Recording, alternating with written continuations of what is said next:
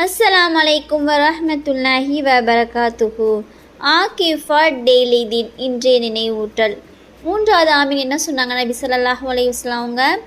பெற்றோர்களை அடைந்து சொர்க்கம் செல்ல முடியாதவர்களை பற்றி சொன்னாங்க. இப்போது நம்ம தாயவோ தந்தையவோ அடைந்திருக்கோம், இல்லை இருவரையுமே அடைந்து அவர்கள் மூலியமாக நம்ம எங்கே போனோம், சொர்க்கத்திற்கு செல்வதற்கு வழி என்னவோ அந்த நம்ம என்ன செய்யணும், கவனமாக ஃபாலோ பண்ணணும். நம்ம தாய் தந்தையர் அல்லாஹ் என்ன சொல்லியிருக்கான், தாயோடைய பொருத்தத்தில் சொர்க்கம் என்று சொல்லியிருக்கான். அப்போ நம்ம தாயை எவ்வளவு பேணி பாதுகாக்கணும். தந்தையோட பொருத்தத்தில் அல்லாஹுடைய பொருத்தம் என்று சொல்லியிருக்கான். அல்ஹம்துலில்லாஹ், அல்லாஹுடைய பொருத்தத்தை பெற்றுட்டால் நம்ம எங்கே போயிடுவோம், ஈஸியாக சொர்க்கம் சென்று விடுவோம். அப்போ நம்ம தாய் தந்தையரை எவ்வளவு கண்ணியப்படுத்தணும், மதிக்கணும். ஒவ்வொரு நாளும் நம்ம அவங்களுக்காக துஆ செய்யணும். என்ன துஆ செய்யணும்? ரப்பிஹுகுமா கமா ரப்பயானி ஷஈரா.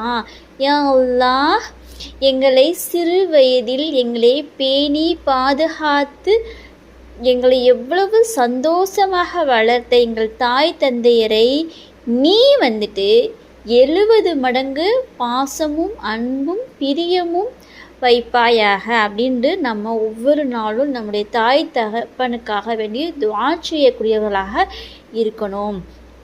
நம்ம குழந்தைகளுக்கு சொல்லி தரணும், தாய் தந்தையரை எப்படி பேணி பாதுகாக்கணும் அப்படின்ட்டு ஒரு தாய் சொல்லி கொடுக்கணும்.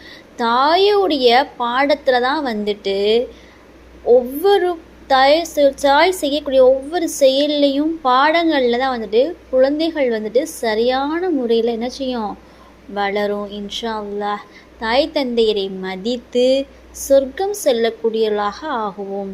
அஸ்ஸலாமு அலைக்கும் வரஹ்மத்துல்லாஹி வபரகாத்துஹு. மீண்டும் சந்திப்போம்.